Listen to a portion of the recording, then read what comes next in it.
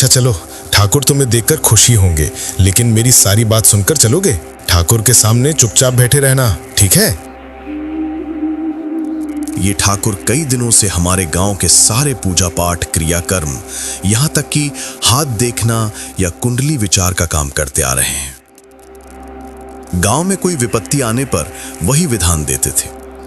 गांव के लोग उनका बहुत सम्मान करते हैं, लेकिन तब वो लगभग बिस्तर पर ही थे।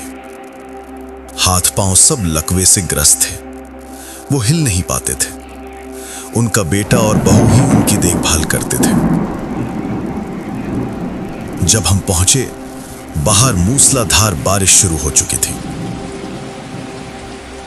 ठाकुर, हमारे गांव पर यह कैसी विपत्ति आई है? एक के बाद एक बुरे लक्षण।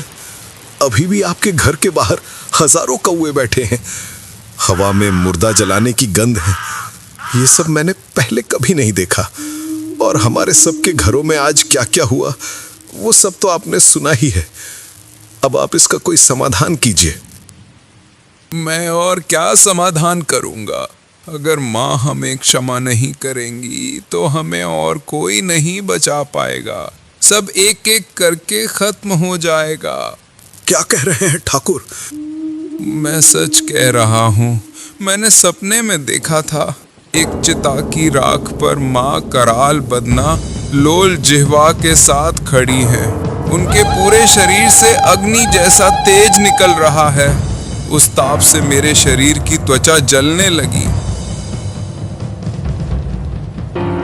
धीरे धीरे माँ के पैरों के पास से गर्म जलती हुई राख उड़कर मेरे शरीर पर गिरने लगी। मेरी त्वचा जलने लगी और माँ हा हा हा करके हंसने लगी।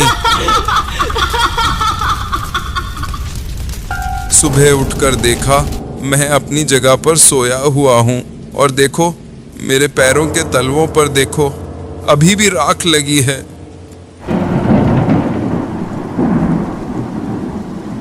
इस सपने का मतलब क्या है ठाकुर?